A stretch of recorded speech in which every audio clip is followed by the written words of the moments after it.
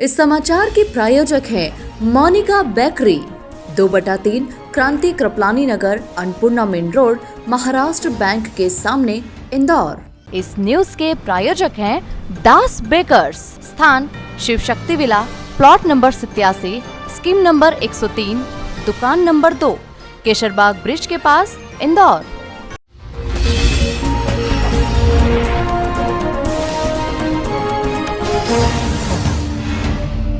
विकास कार्यों को लेकर दी जाने वाली राशि को लेकर सांसद शंकर लालवानी ने कहा कि हाल ही में प्रदेश सरकार ने 50 करोड़ रुपए सैंक्शन किए हैं और महापौर के नेतृत्व में रेवेन्यू कलेक्शन को बढ़ाने का काम कर रहे हैं। वहीं सांसद ने इंदौर की जागरूक जनता से निवेदन किया है कि नगर निगम के जो भी टैक्स हैं उन्हें समय पर भरकर नगर निगम का सहयोग करें। सांसद ने कहा कि लगातार विकास कार्यों को लेकर प्रदेश सरकार मदद कर रही है। उन्होंने कहा कि आने वाले दिनों में कई विकास कार्यों के टेंडर निकाले जाएंगे।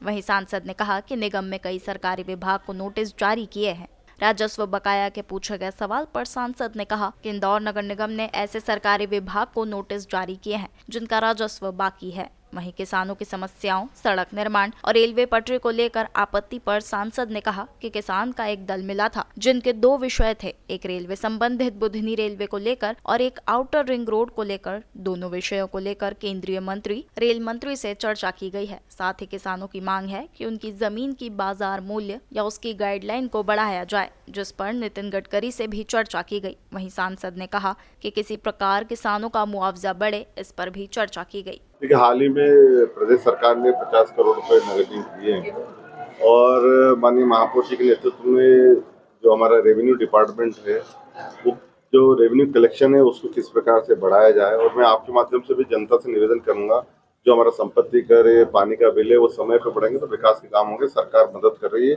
आने वाले दिनों में आप देखेंगे कुछ ही समय में बहुत सारे टेंडर हो रहे हैं और विकास के कार्य निकलेंगे। सर, इसी से जुड़ा सवाल है, जो सरकारी विभाग है, सबसे ज्यादा अगर राजस्व किसी का बाकी है तो वह सरकारी विभागों का अगर देखने के लिए मिलता है, अगर निगम को किसी से पैसा लेना है।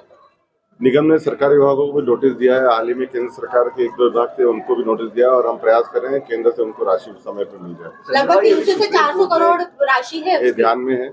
माननीय महापौर जी ने मुझे पत्र दिया। किसान मुझसे मिले थे और मैंने 2 विषय थे, एक रेलवे को लेकर, इंदौर बुधनी रेलवे को लेकर, और एक आउटर रिंग रोड को लेकर।